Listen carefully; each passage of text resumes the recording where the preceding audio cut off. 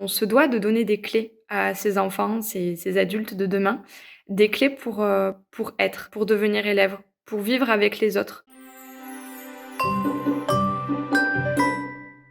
Bonjour, je m'appelle Andrea, je suis enseignante depuis 4 ans dans une classe à multiniveau, en cycle 2. Donc j'ai des enfants entre 6 et 8 ans.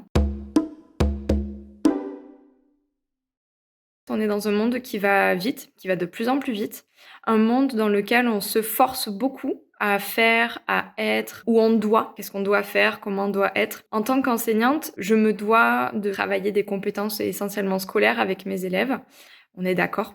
Mais en fait, on vit avec les enfants pendant 6 heures en moyenne par jour. Le fait qu'on vive avec ces enfants toute la journée, ça nous place, nous enseignants, comme adultes référents, c'est-à-dire qu'on est quand même un modèle pour ses élèves. On se doit de donner des clés à ces enfants, ces adultes de demain, des clés pour être, pour devenir élève, pour vivre avec les autres. Il faut qu'ils soient disponibles. Donc, il faut qu'ils travaillent sur leur bien-être et qu'ils soient capables de s'écouter.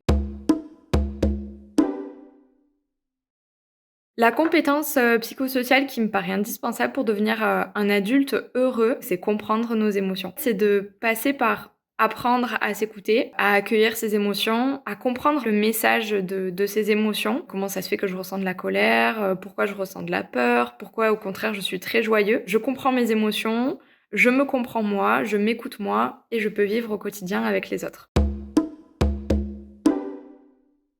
Ça fait à peu près 3 ans que j'utilise Lily. Ce que je trouve particulièrement chouette dans l'application, en termes d'approche, c'est vraiment le fait que c'est mis à niveau des élèves. C'est-à-dire que le vocabulaire qui est employé, est riche, mais en même temps, c'est quand même compréhensible pour les élèves et c'est surtout adapté en termes de temps. Par exemple, le yoga des champions, ça dure en moyenne, 15 minutes et c'est vraiment, le temps qu'il faut, pour faire une séance de yoga avec les enfants. Et en termes de contenu, il y a vraiment des supports intéressants avec, toute la dimension philosophique qu'on peut aborder avec les élèves et tout ce qui est sur le domaine de l'oral, qui va permettre aux enfants de pouvoir, développer, les compétences, à l'oral, apprendre à s'exprimer et tout ce qui en découle.